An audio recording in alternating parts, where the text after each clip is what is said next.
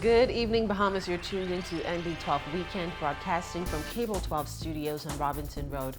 Coming up tonight, a numbers boss and a finance expert say what's needed to breathe life into the economy. A call for true rehabilitation at the Department of Corrections. 3 new small businesses launched. Plus, who are the cutest kids this week? I'm Paige McCartney. We've got those stories and more straight ahead on NB12 Weekend.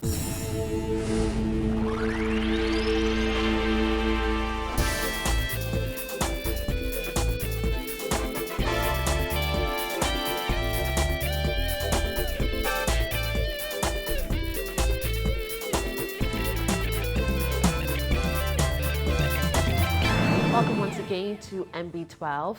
As fares mount for continued economic downgrades in light of the latest developments at the stalled Baha Mar Resort, a heavyweight in the gaming industry says now more than ever the Bahamas must focus on economic diversification. Island Look CEO Sebas says legislators need to think outside of the box in order to get the country back on stable footing.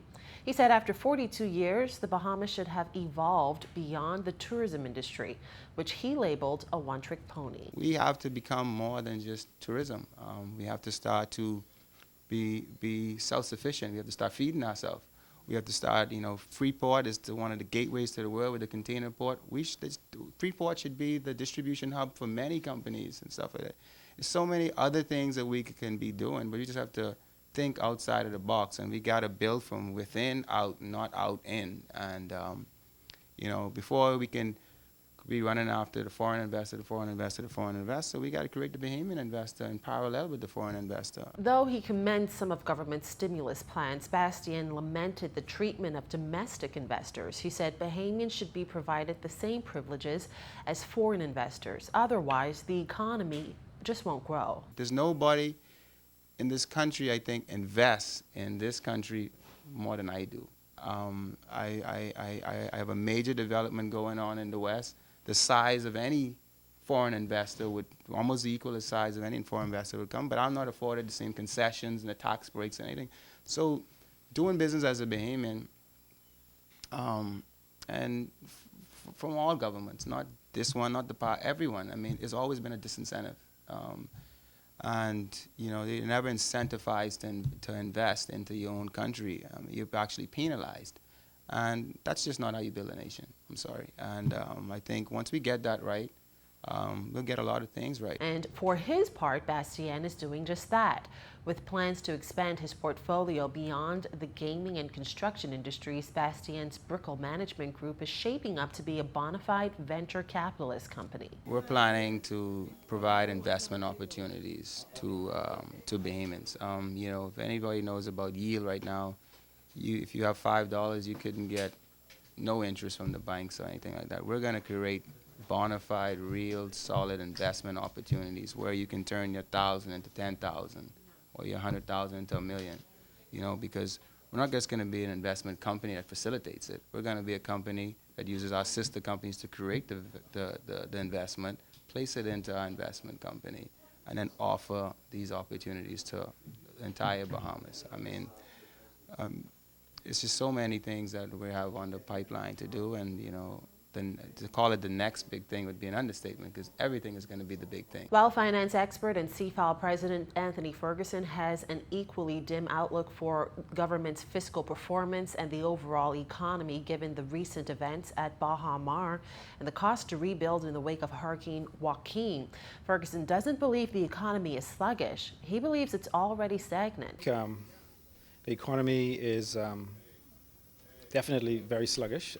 The impact of the 2,000 layoff that has significant ramification, which we will not see for another couple of weeks. So until we can, get the job growth again, I think that we'll continue to muddle through, and coupled with the hurricane, the deployment of assets to rebuild those communities, it's going to have an impact on the budget and the deficit. Those setbacks, coupled with the impact of value-added tax on consumers, Ferguson says, will be seen in the coming months.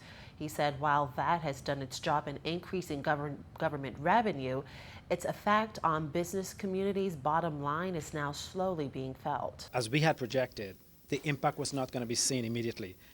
companies were going to adjust, and once they have had an opportunity to adjust and understand the implications, right? You see consumers changing their patterns in terms of their purchasing, and so companies are beginning now to feel the impact of reduced revenue or top line, and that's impacting their bottom line. Coupled with, we're not seeing any improvements in the electrical costs and some of the other expenses from operating the business. At the same time, you're maintaining that staff level, and a lot of companies are reluctant to cut staff in these challenges economic times, and so they carry it as long as they could, but you're beginning to see, I think as Paul indicated on the show, a number of closures in terms of business or cutbacks, significant cutbacks. The government has projected that it would collect just under $2.05 billion in revenue this fiscal period. Its expenditure was projected at just below $2.1 billion this period. Well, despite a name change more than 2 years ago at the facility formerly known as Her Majesty's Prison, some are insisting that little has been done to truly transform the institute into a center for inmate rehabilitation. President of the National Lead Institute, Troy Clark, is the most recent to voice his concerns. Here's Jasmine Brown. Clark says it's clear that the facility is simply not living up to its new name. Much more can be done. In 2013, Her Majesty's Prisons became the Bahamas Department of Correctional Services. Minister of National Security Dr. Bernard Nottage said at the time the aim was to transform the focus of the facility from incarceration to rehabilitation. But Clark, who heads the Project Reentry program in conjunction with the prison, says little has been done to achieve real change. What is sorely lacking is a systematic approach for the offender entering the prison system and exiting the prison system. What is happening is that John Doe would go into prison, he will get services in construction, he might get services in education, but they're not tied together.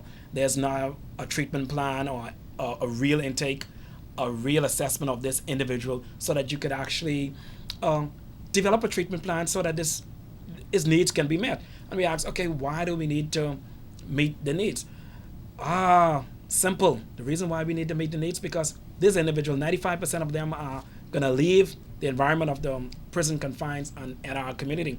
And if they don't have anybody to come back home to, that's a national security, that's a public safety issue. Then there are the aging facilities that have resulted in overcrowded cells and the continued use of slop buckets. There needs to be an improvement because at Lead we respect the dignity of human life and the value.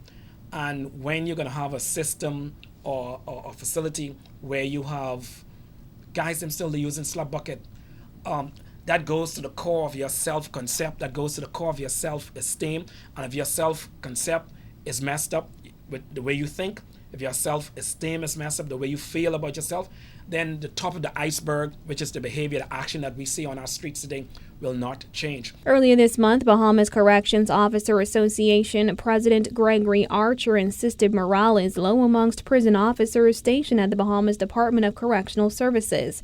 Archer attributed this to a number of lingering issues, like health and safety, as well as a lack of promotions. Our news team also attempted to contact the National Security Minister. However, our calls were not returned up to airtime. Still, Clark acknowledged that there are some positives. Since early 2012, the Challenge Drug Therapy program has been operating at the department's Fox Hill facility. Reporting for NB12, I'm Jasmine Brown. Well, in recent years, the government has been trying to get a handle on youth gangs across New Providence through Operation Ceasefire, which includes a program targeting high school students on New Providence. Officials have decided to expand to the Family Islands as gangs are reportedly popping up on some of the most populated communities, according to Director of Operations Ceasefire, Carlos Reed. We have already been into a number of schools and still have a number that we're going to be going in. Our goal is to go into every school, not just here in Nassau, but also Freeport, Exuma. We're coming down to Exuma and later on this month, and also Eleuthera. Reed, who is one of a handful of certified gang experts in the country, has been vocal for years about the criminal gangs.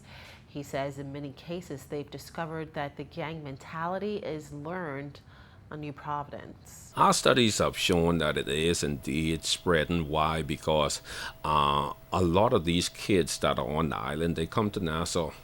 They come to Nassau for summer break, Christmas break. So, and most of the areas that they frequent are the areas that have already been contaminated, like with this gang culture. So, it's a catchy thing. Reed says plans are currently underway for teams to visit schools in Grand Bahama.